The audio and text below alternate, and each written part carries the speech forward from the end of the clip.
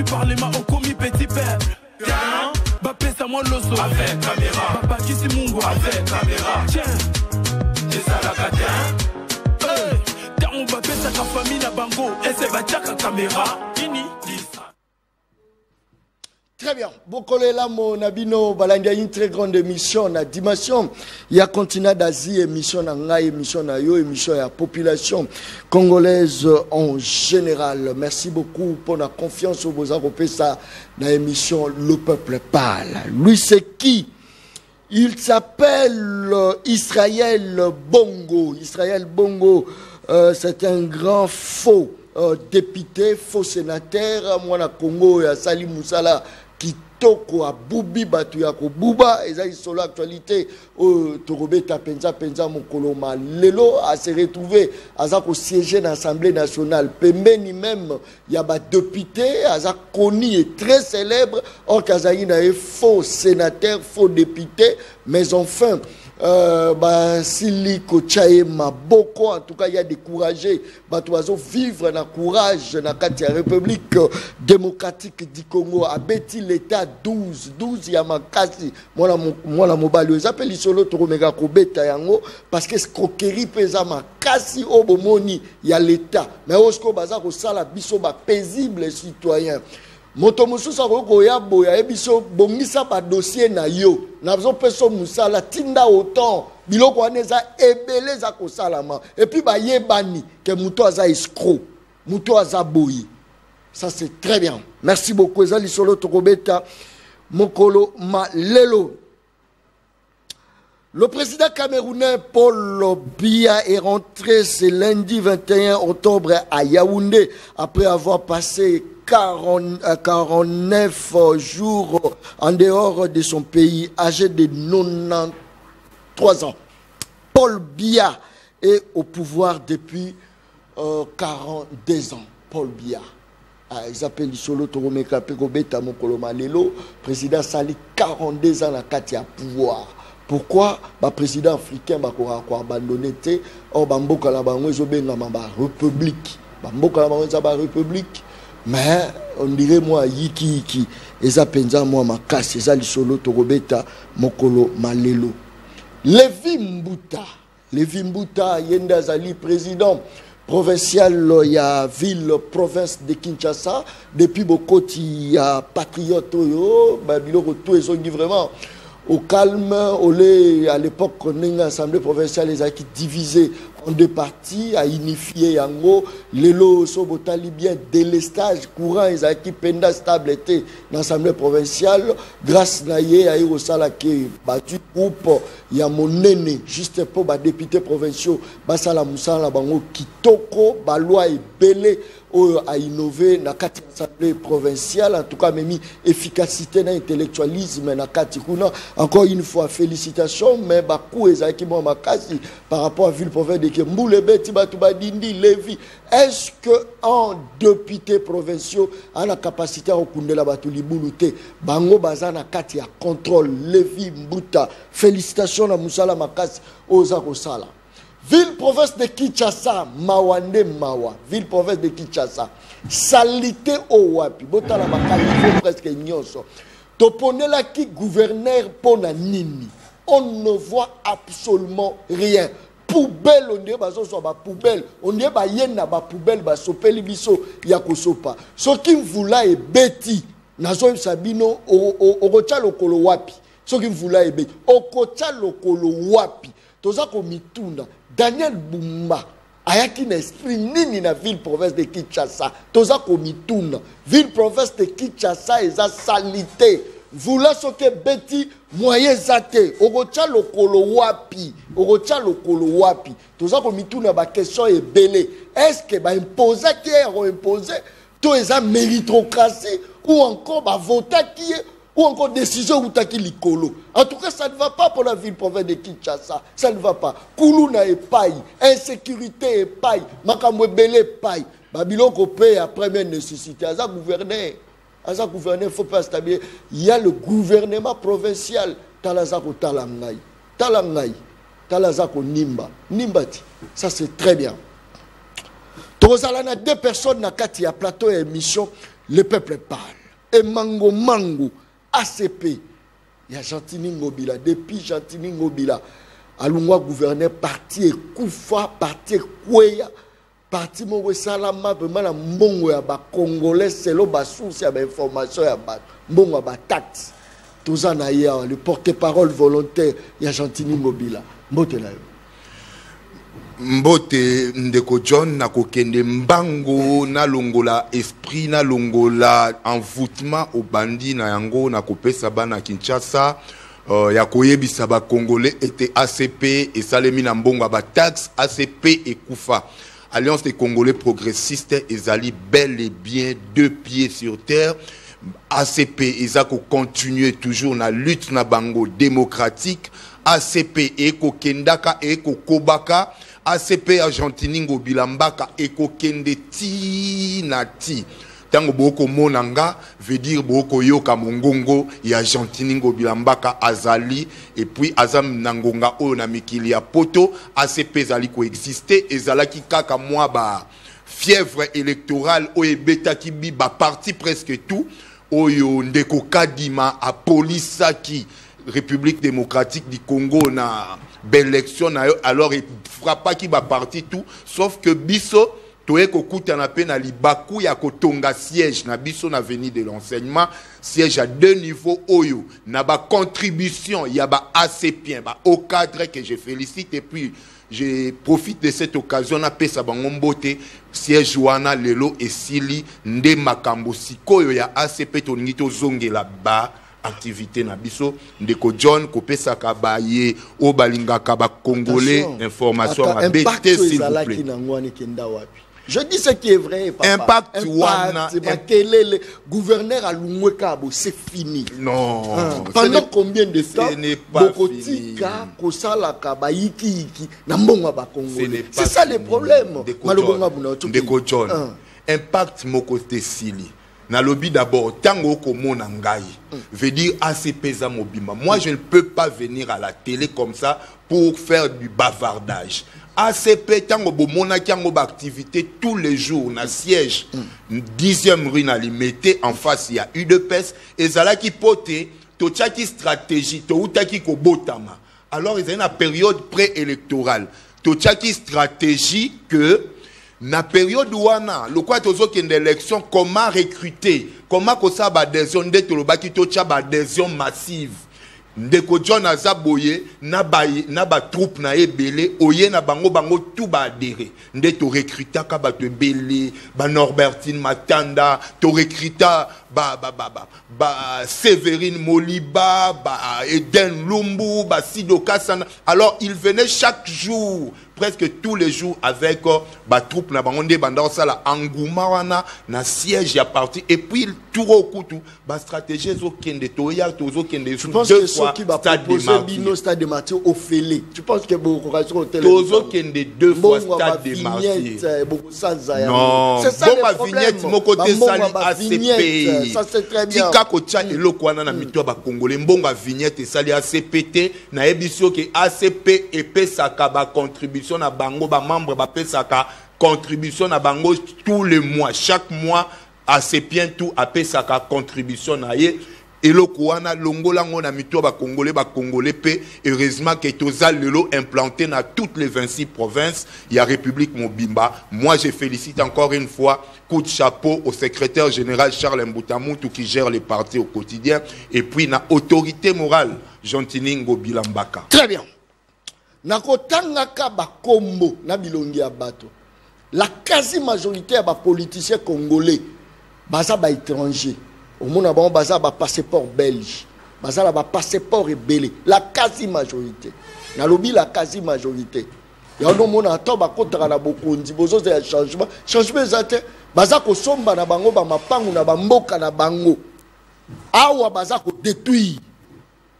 Tokotanga babiloka kobanga oyo ti wapi tokobanga batu bakoti na bokonzi oyo baza au service du peuple baza au service à ba parti politique na ba parti na ba pays na bango plutôt ba au service et indika bakoti na ambassade à Belgique à côté na ambassade à France. Ok, c'est un Français même ministre qui nous gère dans ce pays même les opposants Ça, c'est très bien. Tozana Nico Faye, na katia plateau émission Le Peuple Parle. Moi, na Congo Mbote na yo. Mbote moi na Congo. Naye moi retard. Il y a Kolobele Zate, tout bandaka na rappel national. Peuple langa ayebake lelo to commune à 866 jours. Banda régime Oyo et Bosana, c'était Nabiso Bunagana. 264 jours, Banda et Tchabiso na situation haute, ba occupé sa comboté. Oboebi, cérémonie Mokoesamaka le 24 janvier 2019. Mandat à 5 ans, mais comment expliquer que le 20 janvier 2024, tout le monde a cérémonie Moussoussou, il y a investiture. De 825 jours pendant mon emboka, Jamar Kabound à Kabound. Azana Seperka, victime, il y a intolérance, il y a régime. 221 jours, Banda Judith, à mon conseil gouvernement, dans l'Allemagne d'Afrique, alors Congo. 6 ans et ça et 5 jours, Banda régime Oyo. Et ça là qui est allemand d'Afrique, alors Congolais, Babo, ça a défilé à l'indépendance. 51 jours, les lots Oyo situation, il y a Banda Kelasi, et Zali ko s'éclaircir. Alors, Nayango, Nazali na message. Rappel ou un rapport à Nini. Parce que je rappelle na maman Soumine.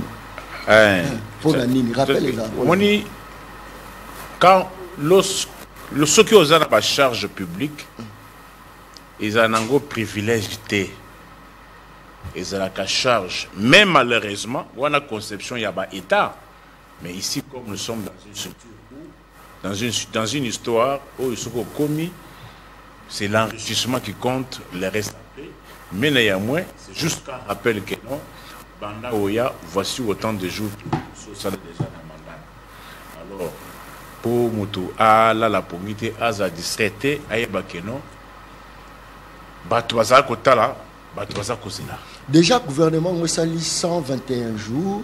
S'il faut faire peut-être moi évaluation Moroboye, et côté négatif, tout côté positif. Catastrophe. Oh. Catastrophe. En plus, pour évaluer un gouvernement, ou bien pour évaluer un régime, il ne faut pas poser le rapport. Il ne faut pas que non, bon, tout c'est la indice tel et développement. Non, non. C'est eux, Yomoko et Loko Moko Vivaka, wana na milliers na yo, des changements yango wana. Yo na milliers na yo. Que là, c'est yango, bana, les lots 51 jours, confusion sur confusion. Et ça n'a qu'à tirer bilan. Ça fait partie du bilan. Les lots Oyo, n'a habité Mokali, pour na Obima, c'est tout un problème. On a venu Mokali. Pour Obima Kaka, ils ont été que nous moutou que transport, ils ont été attendre à ma col pour Obima moyens. Courant, n'en parlons pas. Un paiement. Tous une époque à Zaïre, il y a fonctionnaire soit pour avoir la moine na yobi. Ouais nan. Oui que non, awa na mboka il y a une époque Kobali sa moine na fonctionnaire, c'est tout un problème. Même enseignant. C'est-à-dire, il y a une époque où un fonctionnaire, même le magistrat, même le médecin, le professeur ordinaire, c'est-à-dire, médecins de l'État, ils étaient dans des situations inhumaines. Mais situations on a, à partir de 2005-2006, cette situation commençait à être oubliée. Et voilà les lots, un paiement économique au Zonga, bas salaire misérable économique au Zonga. Bas prime, et ça n'a pas service et belé de sous-soutien, ce qui nous rappelle les années Mobutu, parce que dans 1990, parler à un fonctionnaire Makamwa prime, il dit notion il y a prime et ça l'a caté. Tu parles à un enseignant Makamwa prime, tu parles à un médecin Makamwa prime, à un magistrat Makamwa prime. Cela n'existait pas. Mais les lots, ce qu'ils ont trouvé, c'est ça, c'est ça aussi les problèmes. Cause, c'est la mauvaise gestion par le régime. Mauvaise gestion. au dysfonctionnement autocommune, mauvaise gestion, c'est-à-dire il faut, c'est au-delà même de la mauvaise gestion, au-delà de la BJ. Il y a qui condamne na mboka oyo mboka keno mutu ayiba 300 millions de dollars, mais magistrat azanga kiti ya kovanda. Ça c'est fort, hein? Magistrat moko abisinga procureur bozo critiquer biso makasi. Na place nga na vandi awo. À part Bamir Oyo, la qui s'engage sur l'État. À part Mur, la qui s'engage sur l'État. Comment expliquer que non, tu attends d'un service de quelqu'un, service qui toko, mais mutuana, au tindie na ao, au tindie na ngandajika, au tindie na lubao, mais au fouteli à ta billetée. Au zela rendement nini par rapport à Moutobongo.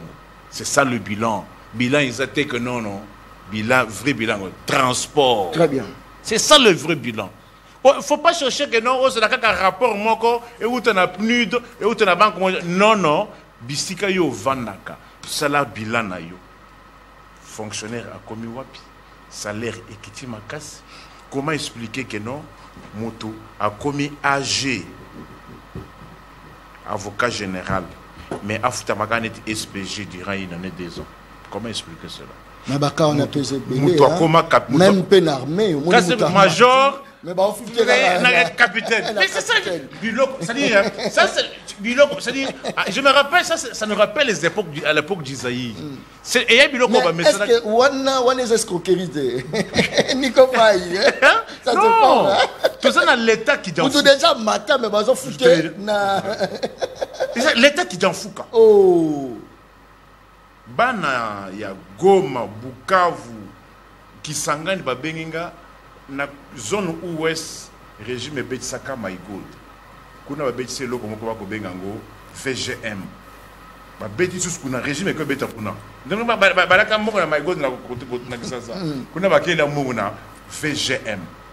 Basi ba di mongi civil ba bureau ne kanga ministre. Ça fait plus ou moins une semaine. So justice la nela ngote pas dit. Le régime, justice, notre justice, ce qui bloque notre justice, c'est l'exécutif. Comment expliquer? Je te donne 2 cas de figure. Ok. Comment peut-on expliquer? Moutoumoko azotomona kombo ya Patrick Tshisekedi. Azobeta chef de quartier pour ça les documents de Lopanga Bato. Basali logote. Lopango eza wapi? Numéro 3. Avenue Kingangala, quartier Mbangu Nangaliema.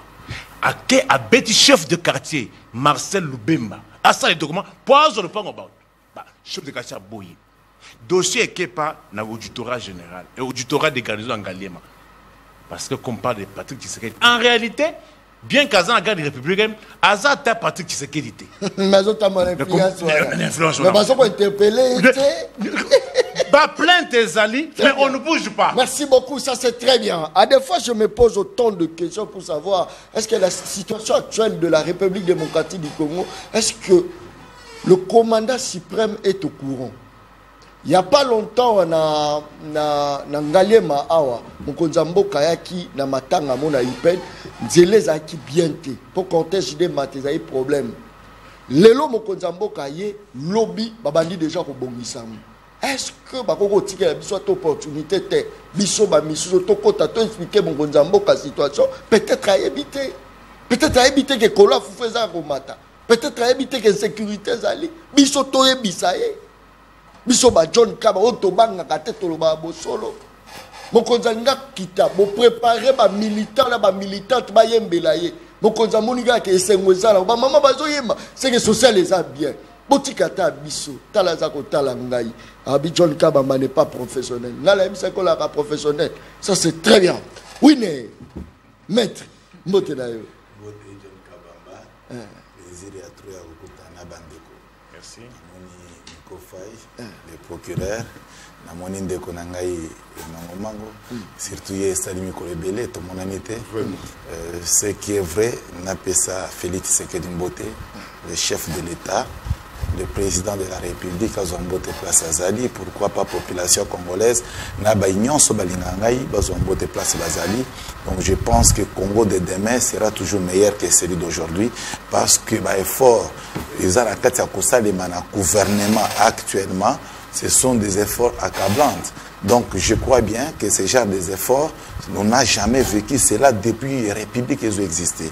Et il faut souligner en passant que la République exista selon régime et selon nombre et la population. Donc, ce côté de la première République, où il y a une République qui a Kassavubu ainsi que Lumumba, qui dans son ensemble de la République démocratique du Congo, n'a rien que 16 millions d'habitants. Mais actuellement, on a Mobutu, on a 50, 52 millions, Kabila, on a 70, 80, mais tu sais que aujourd'hui nous sommes dans les 120 millions, ce qui veut dire que l'évolution sociologique, mais qu'est-ce qu'on nous a légué? Depuis 1960 jusqu'à ce que Félix accède au pouvoir. Au coup de la République de Bungutu et l'autre côté. Est-ce que la situation actuelle est à Félix a bien situation. Nous sommes tellement conscients. Mais par exemple, c'est comme si tu as beaucoup de parce que moi, je vis les chefs de l'État qui étaient dans peine.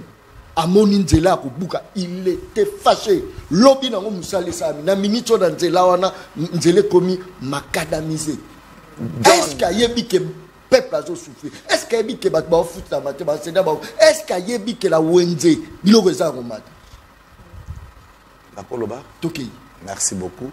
Félix a eu la situation sur des saisons parcourir. Parce que nous avons informé, oui, la compréhension et la intelligence limitée. Quand je dis intelligence limitée, ça veut dire, quand je dis intelligence limitée, ça veut dire, bato ba yebite na kati ya mibeko ya mboka musala ya président de la République eza ninité. Bakoumi kosala o babengi dichotomie en français, c'est-à-dire aux yeux responsabilité à gouvernement au latisiango président de la République, aux yeux responsabilité à gouvernement provincial au latisiango président de la République. Et c'est comme ça que nous avons maître winner. Na banda pour lancer un message dans la République démocratique du Congo pour un changement à la constitution pour que le président de la République a dépouillé de tout pouvoir possible sur le plan social. De tout pouvoir possible sur le plan social. Président de la République, Azakaka sur le plan constitutionnel, Azakaka na relation, en collaboration, na ministère de la Défense, na ministère des Affaires étrangères. Tous les restes des ministères sont autonomes et bangonde bazo définir politique et la nation congolaise et bangonde bazo appliquer politique sociale et la République démocratique du Congo. Mais boye bisanga président constitutionnellement parce que tout ça dans l'état de droit, il faut respecter des lettres écrites et des lettres consacrées par la population votées par référendum depuis 2006. Tu vas parcourir au coup de responsabilité d'une manière sociale. Mon chef de l'État, ça n'existe pas. Maintenant, qu'est-ce qui se passe? Seulement par le simple fait que chef de l'État a participé dans le Conseil des ministres. Il participe dans le Conseil des ministres parce qu'ils ont présidé, bien sûr, selon les communs des mortels, ainsi que les hommes intelligents, les intellectuels que nous avons, et pensent que parce qu'ils ont convoqué le Conseil des ministres et qu'ils ont responsabilité dans le domaine. Non, le Conseil des ministres, c'est une réunion. Mais ils ont exécuté dans la société Bazali. Dès que tu as un gouvernement, le gouvernement, il faut répondre à des désirata, il y a peuple, ce qu'ils sont en train de faire. Que récemment, soit actuellement, non, mon Dieu, mais je sais, moi personnellement, que dans la République démocratique du Congo, depuis autant de régime Eleka, le régime a fait est remonté, le salaire, les 31, les 30, les 29, ils allaient sauter. Quiconque sait qu'on arrivait à Famba quand même à apporter quelque chose. Ça, c'est connu. Maintenant, on a eu des ressources que... populisme. Donc, c'est-à-dire... En réalité, il n'y a rien, même de nous. C'est-à-dire, on a porte-parole et gouvernement. Mais je défends les institutions de la République à chaque fois que Bazo sera le meilleur. Alors, Bazo, l'action à Famba, il y a populisme. Nous acceptons. Baye biso pe lisusu ke kokita carburant eza populisme. Parce que opposant ko yibiso te ke carburant ikiti et surtout que Nico Foya tamana na mutuka. Depuis Arrivé à la constitution, il y a le 18 février, Kabila n'a pouvoir. Kabila est kitate matakak. Maintenant, je me demande, Kabila est quitté un mécanisme, mais ni quoi l'obéli en côté. Et par beauté de la République, par amour de la République, on peut tout critiquer, mais reconnaître ne fût que le poignet qui fait que la population va se retrouver. Mais, ndekoranga nazo yebisolo mokolelo. Oyebisa ba politique ko ba na ba plateau na yo, oyebisa bango boy. Depuis Félix Aza na pouvoir, a violé Mobeko mon côté, oyo pesa avantage dans la société congolaise. Il faut qu'on conseille peuple nangai que ba mibeko nyonso oyo ezali que population qui no sala bilanga, oyo ezali que population ko sala commerce, oyo ezali que population ko kende ko sala lobbying quelque part, ba abroger Mobeko mon côté, nyonso eza en place. Par conséquent, ba opposa bazoko sa peuple que pour Olia, il faut Félix appeler son foufou, appeler son massangu, achelo will, so que bité ba ko misana ba wila ba esprit. Mais c'est toi qui es obligé d'aller chercher. Est-ce que oyebi ke yoza opposant kala? Je me rappelle encore à l'époque, bah les mamans tout ça là on a place. Moke zo kufa pour la Kabila. Tout ça la misala te, tout ça la maïté, peuple c'est Kabila. Mais les lobes comment il faut qu'on revoie la constitution pour la séparation du pouvoir, rôle il y a premier ministre, na rôle il y a bah depuis gouvernement provincial tout. Est-ce que tu vois l'élo que lorsqu'on est à l'opposition, c'est vrai, c'est bien de critiquer, mais quand on est au pouvoir, ils ont rappelé ma moussousoua. Ndeko John a informé la population la politique est la dynamique, c'est l'intelligence est évolutive. Très bien. Et l'incoloba politique, il faut changer le langage de la politique, mais intelligence est la selon que l'homme est devenu très hautain et l'homme est en train de s'exercer. Ici, nous avons condamné Kabila. Kabila a été menti. Kabila n'a pas de constitution où ils ont en faveur du président de la République. Or, Kabila constitution où ils ont un régime semi-présidentiel. Ce qui veut dire que Kabila fait une étiquette. Kabila fit une étiquette. Parce que Kabila en allant à San City, des places n'est pas Babel Gérant. Babel Gérant ici, je cite Kabila lui-même, Natangi Jean-Pierre Mbemba, Natangi Baroubert et consort. Kabila en faisant ce genre de constitution, tu peux son pouvoir. Or, d'une manière pratique, Kabila a zaki 0 et nil. Ça, c'est la vérité constitutionnelle. Quelqu'un ne peut me contredire. Merci beaucoup. Et j'ai dit et j'ai assis. Très bien. Et Mango, 121 jours. Surtout ça la évaluation, il y a beaucoup de Judith Soumino. Là la tout est la kaitolo la bilo quoi maman koti et c'est mo gozala. Lobby na zaina winze na ko chaba image ça va choquer les gens. Na ko chaba image ça va choquer les gens. Batu bazo loba par rapport à biloko na winze degré mati. Na ko cha yango, na za ko cha yango, na ko cha, na za ko préparer yango. Journaliste, tu n'es pas professionnel. Oui, je ne suis pas professionnel. Pourquoi? Parce que la tout n'a mis tout n'a pas maman Wendy. Et maman 121 jours. Malobonga muna. Oui, nazoya moké. Nayoki na plateau de Konangai Nico Fay. Nangina on a banda ana ebisaye, il fallait pe na marquoir na na papier marquoir na yoana aba qui s'appelle prix à essence ou ya carburant et kiti. Pourquoi kaka ko afishaka makambo yo batu basi bayebi babaye la ki sa bango peke botala mboka na biso yango bunagane kenana ngo batu bayebi babaye. C'est ça le problème ndebilo ya zo l'exact. Batu basi babaye makambo ye ayaka relaxa bango tous les jours. Alaxa bango ya sika quoi. Oyo bunagana on connaît et puis il y a des solutions qui arrivent. Mais Alaxa pesiko ya sika peke tala Kalembe. Malgré Bunagana et Kenda Tozo Zelezonga, mais Botala a pris à carburant et Kiti. Ndi makape baton de Koniko Fay. Avec le Makambo enseignant Bazo Tangisate, ce n'est pas l'impayement. À moins qu'on s'est trompé, Yebisa Bato Bosolo. Wana Ezali, enseignant Bazo Luka, Bamatisse la bango salaire. Et comme on a $500. Mais Bapimeli bango salaire na bango ya kalate. Ndeba vandi bazozela. Mais yeba que tout. Ici je m'adresse à la population. Tout tolobaka eza procédural. Nyonso ekendaka malembe malembe. Yango baniko fay. Avec le régime passé, tilelo. Baolinga to comme un régime ya ba magicien. Régime oyo ceux qui bakangi ndeko Kabundi ya oloba lelo ti lelo Kabunda na prison. Donc tozonga na pays anarchie, tozonga na pays o ezanga loi. Et si kaka opposant à lobby na président de la République, oyibi misolo à l'État et donc n'a paradis fiscaux pardon, à libati ki motowana pour eza opposant, tokozonga na mboka ndenge wana te. Tokozela mboka ya bateau magique te. Ndek nazo répondre directement à la question na yo, ndeko Souminwa, elle s'était déjà mis au travail. Mosala oyoye ndeko winner à lobby yango. Akuti tobuti libungu tulu.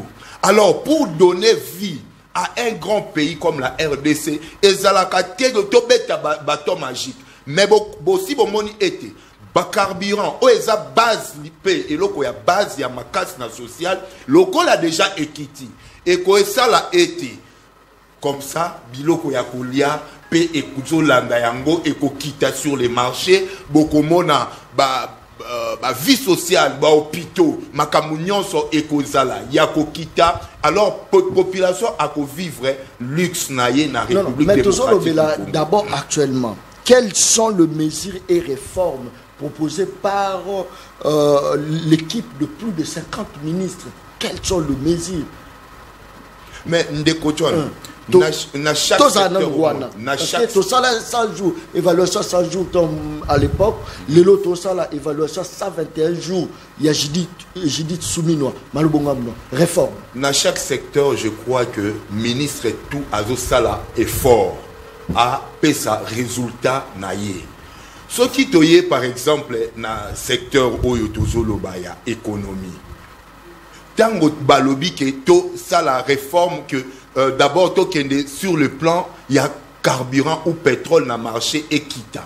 Ezali effort mounene pourquoi? Parce que ça va favoriser même il y a un secteur il y a kokende na secteur même il y a alimentation, il y a to bengango ya social au comment a été biloko yo baloni agriculture et l'eau et sali musana nango eloni l'intérieur du pays et kozwa facilité wana ekomela biso na awa na Kinshasa elongwa awa ekoma na Congo central elongwa awa ekota Kivu ekota Goma ekota partout ailleurs. Il y a des réformes qui se font mais tango réforme salemi d'abord théoriquement et pratiquement et sengaka mwa mikolo. Donc, na 3 mois, oyo basali ou 100 jours ou 121 jours, des résultats ekoya direct concrété. Wana borome mabiso na monde ya illusion, alors ekozala malonga te yango même pour emprunter les paroles de la première ministre Yemoko dernièrement à Landier, elle a fait une très belle communication à lobby été bateau ba patienter siko ba mona maye oyo ye déjà assis à sali musala kala mingi tepe et ko banda ko bota mbuma ndenge déjà carburant et boti mbuma carburant zaki à la hausse et kiti c'est-à-dire mbome botami pe bokomona sur les marchés ekolo ya fufu et kiti très bien ekolo ya masangu et kiti parce que il y a eu déjà un effort fourni mais Kiti mais il y a pas sa illusion to bimisa pays le quoi to za ba magicien te oui babino ba opposant bango baniko fa il faut ba lobaka c'est ça même qui stimule les gouvernements ba sala musala mais ba la qui ba ebisa ba touté que par exemple moto azala ki wana Kabila akiti sela ki biso biloko akolia Kabila kiti sela biloko akolia te Kabila peut au souffrir qui même na kolia mais aujourd'hui il y a quand même des efforts qui se font par exemple dans le domaine P oye na corruption de l'eau na RDC quand même corruption de l'eau et ça yako kita par rapport à l'époque il y a Baniko Faye avec Kabila on détournait 15 milliards par an pardon c'est les paroles de ce sont les paroles de mon professeur Luzolo Bambi et Lelo c'est toujours 15 milliards. Oui, il y a des détournements. Sondage, on est où tu as dit? Sondage, non. Ça c'est très bien. merci beaucoup. Corruption même na États-Unis d'Amérique, il y a toujours la corruption. Même en France, il y a la corruption. Mais awasiko par rapport à ndenge tozala qui na régime euti koleka et kiti makasi avec l'IGF de merci Likambo des comptes ba renouveler ngo ba personne la force surtout au monique mboka quand même les autres expliquer. Merci beaucoup. Litila biso ezali population se retrouver de litila biso biloko kita peuple se retrouver de litila biso bazo que la biso soua ba koboma biso parce que tozolo baka que peuple azo souffrir, c'est fini. Qu'est-ce qui fait que le président africain bazala na déficit ya rotika pouvoir? Paul Biya, président ya Cameroun, capitale nango Yaoundé, a 93 ans. A sali 42 ans à pouvoir. So boko tchelange longi ya Paul Biya, batebele batala. Et ça la peuple muto senga ka bango batikala, to batikala kananko. Papa o boza romona azala 93 ans. Batu baya ki o akufi, père aboude ko kufa. Après 49 jours, ça là Libanda, père Azonier, Mobimba, en forme. 42 ans, sera Baxi Moussou 43 ans, 44 ans, 45 ans. Sera Robert 100 ans, 100 ans pas à Kuna. Nico Faye. Toujours fait cette impression, le roi président africain, baza aimé par la population là-bas. Or, baza plus aimé par la population par rapport à dire na bango la Bokondi. Mais bah minele oyo baza ko l'exception ne bazo gérer bien mais baza aimé par la population tout le monde a Obama 2 mandats bimi akei. Qu'est-ce qui fait que le président africain batika la Bokondi malobonga muna tokei bon otuninga mutuna mais nakoki kotika te biloko moko na yoki mais oko banda nango apo succès la yango te nako banda na réplique na suki très bien Gérard Modien tokei mon frère IDPS oyo de boire constitution pour ani Nico Faye babanda ki koloba ke constitution taillée sur mesure constitution taillée sur mesure wana ezali ki mesure anani ya Kabila zalaka nani président de la République. Mais comment expliquer cette constitution qui avait été taillée sur mesure il y a Kabila parce qu'elle était président? Les mêmes mesures ne peuvent pas profiter aussi à l'actuel président. Taillé sur mesure. Taillé sur mesure. On me met là, on a Nico Faye en personne. La constitution était taillée sur mesure. Discours, il y a Oyebango, et ont toujours gagné à tous les coups. Ceux qui vont avoir l'élection, ils ont raison. Ceux qui vont avoir l'élection, ils ont raison. Kagame Azaki Mabe, Azaki Mabe, Azaki na sans été. Mais personne ne va pas Kagame a quand même bien. Constitution Oyo Babo Yako Kende. Élection Balobi, constitution est taillée sur mesure. Mesure Anani, il y a Kabila. Kabila en tant que qui? Président de la République. Mais pourquoi la même constitution ne peut-elle pas aussi profiter au président de la République? Le quota sur le quota. Mais Bazan a raison. Babo est à la taille sur mesure. C'est ça aussi le problème. Mais Oyoki, lui, il argumente que Félix ne sait pas, ne sait pas bien faire parce que constitution Oyo et puis ça il charge la socialité. C'est comme ça qu'il justifie l'échec à l'élo. Est-ce que je me fais comprendre? Okay. C'est comme ça qu'il justifie l'échec à l'élo. Yami Balé. Oh, les présidents vont tenir, vont tout n'arrêter parce que lui n'exécute pas. Ndeko Winner, Ayebi Sanga, dans quel pays du monde, oh Ayebi, où les présidents exécutent? Le système semi-présidentiel. Mais il est là. Le système semi-présidentiel, c'est parmi les 3 systèmes classiques politiques au monde. Dans le monde, nous n'avons que 3 systèmes classiques. Oui. Le système présidentiel, avec comme modèle dans le monde entier les États-Unis d'Amérique. Le système parlementaire, avec comme modèle dans le monde entier Angleterre. et le système semi-présidentiel qui a commandé dans le monde entier la France. Oh, Nico Faye. Ah, ça c'est fort. Très bien. Nico Faye. Machine broyeuse. Okay. Mais comment expliquer les noms avec le même système présidentiel? Kabila qui n'avait pas trouvé un État, il a structuré le pays. Après la constitution, à constitution dans la élection, référendum. Tous les termes qu'on utilise aujourd'hui, à l'époque de Mobutu, c'est leurs enfants. Toyebaka, référendum. Ouf. Toyebaka. Ce n'est pas possible. C'est fini, ça. Toyebaka, conseil d'État, tribunaux de commerce, tribunaux de travail, la subdivision, l'organisation, la bancarisation. Mobutu avait... Est-ce que quand on a chassé les Mobutu, c'est leurs enfants ici par l'AFDEL, ils avaient laissé quelle banque commerciale? Bah, fonctionnaire, il y a État. Les quelques rares de fois qu'on les payait, c'était de main à main. Système pas comptable, ce sont les Mobutu qui ont ce système-là. Mais c'est les Mobutu, c'est leurs enfants. Non, qui a litre essence. Mais, et Kitty, mais beaucoup de ça combien? Non, mais félicitez d'abord l'action. Écoutez, Nazokoma, base à mesure, les moyens soulevés par moi, Babkoma, sa réponse, oh, il y en a pas, je les rencontre. Ils ont trouvé 1 litre d'essence à 1450 francs. Les lots 1 litre d'essence, 2009, 3000 francs. Qu'on s'en félicite. Au moment où Bakutaka enseignant, avec l'argent et à l'État, plus de 100 $ américains.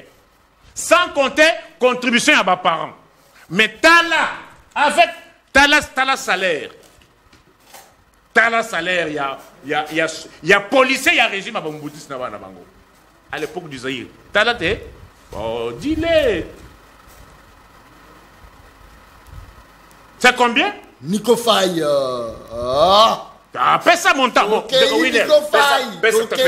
Tika en attendant aux autres. Nico Tokei. Paie ça mon temps. Bazo fout un policier. Mon temps va combien? Nico papier en est vide. Les deux sont mon montage. Papa, ton Monica Sophie Bank.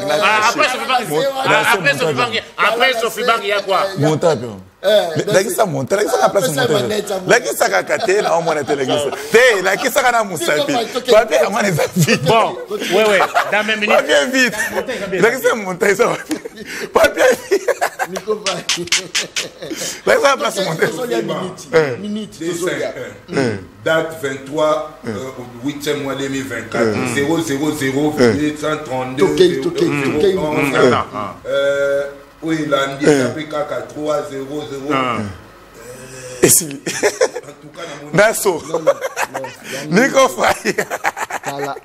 C'est combien? C'est combien? T'as c'est ça papier 237 000. C'est ça, non?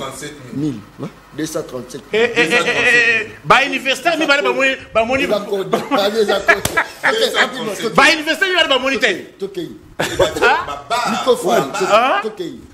Donc, c'est-à-dire un policier est payé 237 000. C'est ça. Mais si c'est 237 000, c'est beaucoup. Nathan Kabila, il touchait 80 000 francs. Il touchait 80 000 francs. Kabila est parti, il a laissé un policier avec 80 000 francs. 80 000 francs. Il y a 237 000. Mais je vous informe qu'avec 237 000 dans 6 ans, c'est beaucoup parce qu'avant le départ de Kabila, c'était 80 000. Mon frère, il y a tant Kabila. Il y a tant Kabila. C'était combien? Oh, je rencontre pas moi. Rapidement. Qu'ils reconnaissent d'abord que 237 000 pour. De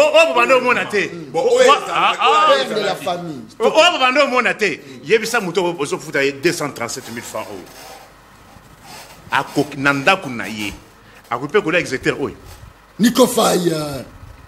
Nico Faye. Mouto Boko fout 237 000 francs. A occupé que à Nambo on a à Kerzongi à sommet bana yope Exeter. Ils a combien Exeter? Exeter ils a combien? Exeter ils a combien? Exeter. Nazo peut ça prix à marché 8200. Oui, toi tu as 9000. Mais ça c'est le salaire. Prime Ezali. Prime Ezali. Alors l'obité que salaire plus prime, salaire simple. Prime Ezali. Ça, il y a combien? Police, c'est ma vous avez d'accord. Mais nous sommes d'accord. On dit moi, j'aimerais pas, mais c'est effacé, peuple. On a effacé quoi? Mais il y a des ratires, non? On a effacé quoi? Pas avec des ratires comme ça. Mais il n'y a pas de ratires. Il n'y a pas de ratires. Basoulounier. Yoka. Non. Mais quand on est fort, ça veut dire quoi? N'est-ce pas ratir? Non, s'il vous plaît. À Longoli de Combo Naye. Ah, ok. C'est ça que tu veux dire. Pour des raisons de sécurité. Ah, voilà. À Longoli Combo Naye. Tu as compris? Rapidement. Alors, pourquoi le président d'Afrique où me la trop la bokondi? Babangaka mabeo basali ke izongela bango. Mabe basali.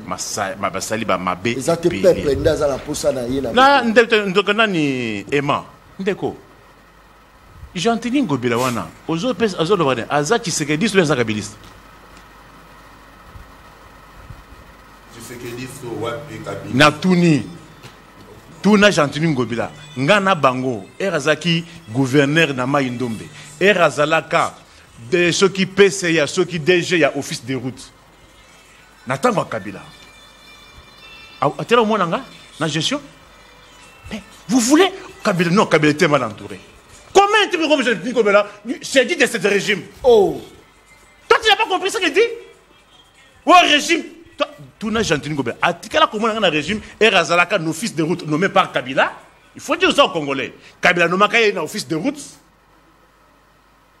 Comme responsable, il était gouverneur na Maïndombe. C'était sous quel régime? Régime Kabila. Ah, est-il kabiliste ou bien tshisekediste? Il n'y a personne qui est kabiliste. Kabila, ça l'idéologie comme kabiliste. Bon, néanmoins, il fallait rappeler aux gens que Jean-Tini Ngobila était là. Alors, le régime ici, oui, je finis juste par là. Le régime ici, vous savez, il faut avoir de la honte. Il faut aller par des chiffres. Carburant dont on parle, il y a 1400 quelques. Il y en a 3000. Mais incident sur le prix, il y a transport. Et ça, carburant, s'il y avait réellement baisse, 3044 000 francs. Les lossikoyo, sous Kabila, tout le monde a la station service. Mais sous ce régime, tout le monde a la station service pour la cause de carburant. Les lots, c'est difficile au coût de toutes les stations alimentaires. Merci beaucoup. Kakolo, rapidement, qu'est-ce qui fait que le président d'Afrique a beaucoup d'idées? Non, mais biloko lobani awa a sali 42 ans au pouvoir. John émission no balanda ko mingi. Présidence bavandi ba olanda ngana za na plateau na yo, biloko lobami na répondre te. Pour na kozoli kamba président d'Afrique, oyo katangai, ni ko lobi makambo wati. Abeti maboko. Alobi liziba mayele mutoko kota kuna zati. Mais j'informe à Nico. Il faut ayeba. Bison précisément na RDC, to ça la droit romano-germanique. Nazo yebisai. Ayeba que to ça la romano-germanique. Place à Tindibiso, basa la anglo-saxonne. C'est ce qu'il n'a oublié de dire à la population. Donc, vous avez donné des régimes sur le point de régime qu'on utilise dans des pays. Je vous ai dit que le problème est à la République démocratique du Congo, tout ça le régime semi-présidentiel. Qui a comme modèle? Mais laissez-moi parler, non? Tu m'as renvoyé dans semi-présidentiel en Angleterre. En France. En France. Tu m'as renvoyé en France. Comme tu prends... Ah, mais écoutez, non, mon frère. Vous avez des bandas, hein? Tu prends le régime présidentiel, tu renvoies dans les États-Unis. Tu prends le... Mais pourquoi il s'agite? Il faut être simple. Je suis serein. Zala simple. Le régime semi-présidentiel ne donne pas le pouvoir sur les plans de faisabilité dans la société à un président de la République. Et j'ai même à couper. Et c'est comme ça que je vous ai dit, ce genre de régime a été copié justement pour aider l'homme de 33 ans, M. Kabila. Parce que Nico sait qu'à cet âge-là, Kabila n'avait pas la capacité intellectuelle d'assumer des charges de la République. Vous voulez que je parle en quelle langue? Et c'est ce qui a fait qu'il faut adopter un document en caractère juridique qui peut faire de telle sorte que même le petit de 33 ans peut rester à ce niveau-là. Moi, avec Nico à l'IDPS, parce qu'il vient de dire que Ngobila était avec Kabila. Mais moi, je suis avec Nico à l'IDPS. On s'est séparé avec Nico d'ici en 2016. Non. C'est en 2016-2017. Non, non. Mais je vous dis. Moi, j'ai quitté cette histoire-là après. Cette histoire. C'était quand? C'était quand? 2011. Non, écoutez. Mais j'ai dit 2011 que j'ai quitté cette histoire. Donc en 2011, pourquoi? Quand nous sommes. C'était pourquoi? C'était pourquoi? Parce que Kabila avait gagné les élections contre Tshisekedi. Oui. Tu vois besoin que j'ai quitté les jours où on a dit ceci. Ceux qui m'appellent Subino Mbongo, Boléa, mais Bossa et la moitié, c'est lui qui dit non, on n'est pas sérieux. Voilà le mensonge. Or, je vous informe. Nico Faye jusqu'à ce jour, il n'a jamais été dans un parti politique autre si ce n'est qu'il dépasse jusqu'à ce jour, parce qu'il n'a pas encore renoncé officiellement à l'IDPS. Nico, laissez-moi parler. Laissez-moi parler. Je vous dis ceci. S'il n'a pas la carte, il a été enregistré dans la cellule. Quelle cellule? Mais comment tu t'es dit de l'IDPS? Mais comment tu peux quitter l'IDPS en 2011 pendant que tu n'as jamais été à l'IDPS?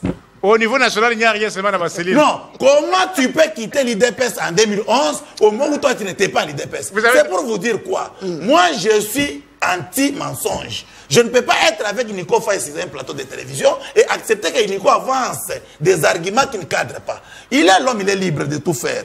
Mais défendre Kabila, dis-moi, demande à Nico, avant 2011 qu'il quitte l'IDPS, qu'est-ce que Nico disait à Kabila? Est-ce que Kabila gérait bien à cette époque-là? Mais Kabila a tué ces pays, Nico, vous êtes conscient. Et Kabila en a tué pourquoi? Mais je suis en train d'avancer des arguments pour vous dire. Mais je vous dis ceci. Papa, Kolanda, non, je suis habitué avec Nico, ne vous inquiétez. Je vous dis ceci. La Constitution de la République, moi, taillé sur mesure. J'ai effectivement taillé sur mesure et refusé par l'IDPS au référendum, imposé par Kabila parce qu'il était à l'époque rebelle et il devait que nous imposer des choses. Maintenant, nous nous disons, parce que le pouvoir est revenu au peuple et le vrai peuple. C'est de là que nous sommes en train de faire voir à notre peuple que allez-y au référendum, qu'on change ces trucs. La constitution que nous brandit aujourd'hui pour donner le plein pouvoir à un chef de l'État d'avoir effectivement le pouvoir de poser des actes sur terrain. Parce que Yebisa Nico Faye, parce qu'il attend la constitution. Yebisa, le président de la République a un pouvoir pour révoquer le Premier ministre. Le président de la République a un pouvoir pour révoquer le ministre. Non, mais admettons, il nous parle par exemple de l'économie. Admettons que le ministre de l'économie ne fait rien. Le président va attendre jusqu'à ce que ce dernier démissionne soit lui-même ou soit Assemblée nationale va convoquer Ndé Atiki pouvoir. Mais à ce moment-là, la population sera toujours trahie. Donc il faut avoir le pouvoir de révoquer celui qui ne travaille pas. C'est ça l'esprit même de d'autres constitutions. Au Sénégal, on utilise ce genre de constitution présidentielle, régime présidentiel. Et c'est comme ça que vous avez vécu au Sénégal, justement après les élections, ils n'ont même pas fait 5 jours pour mettre le gouvernement en place. Mais ici, chez nous, ça doit nous prendre 6 mois. Qui vous a autorisé de faire 6 mois dans 6 mois? Mais ça doit prendre 6 mois parce qu'on doit installer l'Assemblée nationale. Mais c'est dans la faisabilité. Là-bas, tu n'auras pas... Mais Nico Faye, c'est dans la faisabilité. Mettre à PC quand même à pousser l'argument. Il faut que la peau là-bas tout. Non, mais là, lui a peur. Lui a peur. Pourquoi John Kababa? C'est rapidement. Où est le mal? Le mal. Mbongo ya rame zawapi. Ah, où est le mal? Mal, qu'est-ce que mal en a? Mais parlons des choses sérieuses. Parce que attends. Si elle ceux qui bango ba girakate, ba yebisa biso. Qui a pris l'argent des rames? Si ce n'est pas la présidence de la République. Je vous oppose un moyen, répondez-moi. Mbongo rame kenda wapi? Je peux répondre. Oui, répondez. Merci beaucoup. Je vous dis ceci. Le président de la République gère quel secteur? Je te pose, Mbongo Yarame Kenda Wapi. Donc c'est pour qui a géré l'argent de RAM? Mais le ministre avait été Gazalit. Il avait dit quoi? Il est ministre de il avait dit quoi? Bolongo là est? Mais est-ce que le président peut est-ce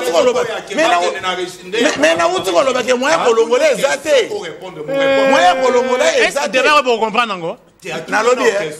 Vous connaissez un pays où un ministre peut gérer cet argent? Mais est-ce que le Parlement a habité, le ministre des Finances a habité, si ce n'est que la présidence? À part la RDC, ici, à Brazzaville, on révoque un ministre par un président de la République. Ils ont quel système politique? À la question de disposition légale, mon la constitution. Oui, qu'on peut le président de la République pouvoir révoquer un ministre. À la question. C'est ce qui fait que non. Mais tu dis qu'il a volé. Merci beaucoup. Tu dis qu'ils ont volé. Non, mais je termine. En tout cas, pour dire, être dans l'UDP, c'est une malédiction. Merci. En Afrique, ce qui fait que le président traîne, c'est par rapport au régime qu'il pratique, ou soit par rapport à leur constitution. Dans la constitution, est fixé mandat chef de l'État une seule fois, 5 ans, une seule fois renouvelable, ce qui veut dire 2 mandats, ou soit 10 ans. Ça, c'est la constitution de la République. Mais au Congo-Brazzaville, ici, il y a des mandats, c'est à 7 ans. Ailleurs, dans Cameroun, le mandat est continuel. Le mandat est continuel. Mais par rapport à leur système politique, comment vous allez les condamner? Parce que nous, notre système politique, c'est autre. D'où, c'est tout à fait normal qu'un président de la République qui se retrouve en face d'un système politique craignal, il est obligé de respecter le système politique. Nous aussi, nous sommes obligés de respecter les nôtres. Mais seulement nous vous disons, actuellement, notre constitution que vous voyez ici, ce n'est pas pour rien. Nico Faye me connaît que j'ai commencé cette histoire du changement de la constitution bien avant. Pour avoir quoi? Parce que j'avais constaté que la constitution de la République ne permet pas de... Voilà. Ram, Mbongo ya Ram qui a géré ça. Merci beaucoup. Mbongo ya Ram qui a géré ça. Seconde. Nico Faye tunelanga mutuna. Mbongo ya Ram. Nico kobanga nga bongote. Tunelanga Nico Faye mutuna. Il ne faut pas avoir peur de moi mon frère. Nazo tunaboy. Tunelanga Nico Faye mutuna. Mobeko ni Kabila tika au Tshisekedi déployer un pouvoir abrogé parce que ce qui fait nourrir la société, c'est la loi. Abrogé. Moi, mon père connaît Tshisekedi à Kouta au Kabila Sala, au Tshisekedi abrogé pour le peuple va souffrir. Mon père connaît, au Tshisekedi à Kouta dans Boka Oyo. Ok, à l'époque, vous allez bien, Nico Faye, bazolia, tomate, biloko, non, bazolia, ce n'est pas un projet pour l'Argentine à tourner. Mon père connaît Tshisekedi Kabila à Tika Namboka Oyo, au Tshisekedi à continuer à pouvoir abroger pour le peuple va souffrir. Parce que le peuple se réfère par rapport à la loi qui est acceptable. Merci beaucoup, ça c'est fort. En tout cas, tous ceux chité, l'exception image de la ville province de Kinshasa. En tout cas, ça ne va pas. Ils sont tous au téléméla qui même Bingo Bila, ça incompétent. Dans le bac, il faut l'ungwa kende. Mango Bila l'ungwe, oyo pa ye, naza koe bate tokoloba nini, eza nini, o eza nini, kindoki, to eza nini. Pourquoi ville province de Kinshasa a la chance à aux dirigeants, il y a malongate. Et mango, analyse là, rapidement. Non, eza makambo ya kozanga de chance aux dirigeants malunga te likambo président na seconde. Non, s'il vous plaît, tout ce qui appelle la bango ba répondre na on va répondre rapidement. Répondre. Mais il faut humilité hein. Président pour ceux qui ont mon président c'est par mauvaise foi d'abord, il y a ba président wana et puis il y a système, il y a bango, il y a régime. Et puis, la population. Pour population, yende akoloba, par exemple, token un référendum, tu reconduire le président. Token sous référendum, tu reconduire le président. Ce qui va président, mais la base tout ça, mandat na bangote, nde ozomona ezokoma mabe. Na ekoloba makambu ya Kinshasa. Kinshasa avait eu la chance, je dis bien, avait eu la chance d'avoir un homme au sommet de cette ville comme Gentilly. Oh, malédiction, ton chance. Écoutez, rapidement. Mais qu'est-ce qui s'est passé? Il y avait d'abord haine, motema mabe. Quelques dirigeants de ces pays, Balinga qui Gentilly a travaillé dans la ville à Kinshasa. Gentilly Ngobilambaka. Mosala Asali parmi tant de gouverneurs au Baleka, Banda 1960, ceux qui 4. Si na mokolo ya lelo, aucun gouverneur n'a pu construire même 1 kilomètre de route. Malo ba bien 1 kilomètre. Vous pouvez vous imaginer. Mais Ngobila aye na ville à Kinshasa, abandi kotonga ebele ya banzela na changu sekomaf de la paix. Oye na Ngiringiri 5 avenue, avenue Birmanie, Makanza, avenue Ngiringiri, avenue Shaba. Et ça là qui carrément va venir zélo na zélo. Et l'engagement écoufa. Ada piéton le karaté. Mais aïe, il en est seulement au pouvoir à Tongi et l'engagement à 7 km. Avenue qui quitte. Le commence au outil Monga Fula. Tout ça l'évaluation yo comme tanga. Non, très bien. Ça va trouver le chance. Na koko ma place na ochité si. Soko uti Monga Fula poya mo amba. To banda ozwaka boulevard Lumumba. Mais okoleka bumbu le kiti oye bimina simafiki no comme na mo amba. Baroute wana tout. Ndenge za bien asfalté c'est Ngobila. Et aujourd'hui Ngobila à Tikiville, qu'est-ce qu'il a laissé comme héritage monene? Ngana lobaki awa ville bongi po bumba tango aye alobi trop na ba radio ba télé na ba projet na yo et ba tikeleli ba machine ebele matériel ebele pengo bila loba mokolo ngo alobi totikeli yo matériel o pe battre la société Albayrak oyo bosala na bango mosala mais ba collaborateur na ye cabinet ba e babi kosimba ba machine wato matisango. Est-ce que la ville appartenait au Merci beaucoup. C'était très bien. Ça c'est fort. Merci beaucoup. Merci. Merci beaucoup. Très bien. Diko Faye, rapidement. Ville province de Kinshasa, constat na yo nan, constat. Est-ce que vous ne voyez pas que non on a nabanda lobake le pays est admis aux soins intensifs. Mais banda samedi, on a assisté au décès de la mort du pays. Au décès, ce qui reste maintenant qu'on établisse les certificats de décès. Il y a Allemagne d'Afrique. On est où? Qu'est-ce qui reste encore? Il y a l'État.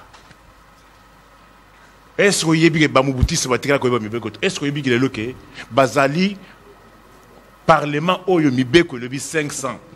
Bango commission 513. Bazui Fondation Denise Nyakiro Wachongo Nakacha budget. Fondation. Excellencia. Comment mentir comme ça? Comment mentir? Yoka. Si vous n'avez pas l'information. Loi des finances a été déjà promulguée. Maintenant, est-ce que Fondation. Yoka, je vous lis ça. Et loko ya excellence ya wana. Et loko ya excellence ya. Bourse excellence ya. Bah inscrit quand on a budget. Ce n'est pas ça. Ce n'est pas ça. Vous avez mal lu. Attends, je vous lis ça. Vous avez mal lu. Contredisait que non, dans le régime, il y a un boutis, ma commission va député 513. Merci beaucoup. Bon, ça c'est très bien. Rapidement, c'est là le rapidement. Par rapport à la ville, c'est bien vrai. En tout cas, ce qui n'a pas qui, mais dans la campagne à Bumbate. Oh. Mais non, mais ça c'est la démocratie à l'IDPS. C'est moi qui ai fait la campagne à Bumba. Mais nous avons que Bumba décevoir Naï. Bumba n'a place à s'occuper de la construction à la ville. Bumba va s'occuper de Madame Gracia pour nous expolier Nini à Batoba enseignant en passe. Concession à Batoba enseignant. 78 hectares. Il faut ça. Mais mon frère, j'ai des éléments. J'ai tous les éléments. Maintenant, Bumba et Bissangana. Ceux qui ont s'occuper de ma pang. Pour s'attraper des parcelles sous prétexte qu'ils aient à hôtel de ville. Ils sont engagés. Mais je suis là. Merci beaucoup. N'est-ce pas que je suis là? Merci beaucoup. Mais c'est regrettable. Maintenant, les autres en la ville à Kinshasa, et quelqu'un voiture à Bumba et Tchol. Merci beaucoup. Ça, c'est très bien. Merci. Il ne faut pas distraire la population avec cette histoire. Il y a budget en gros. Ne distraire pas la population avec cette histoire. Non. Ça, gardez, allez, le document créé dans Cyber. Gardez ça. Ne faut pas mentir. Randy Star Alinga Kota et Pelele. Les lois ont yambanga comme invité spécial dans l'émission de Catch.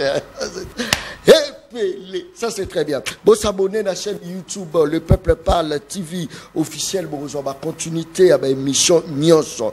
Nous allons profiter de sa joyeux anniversaire.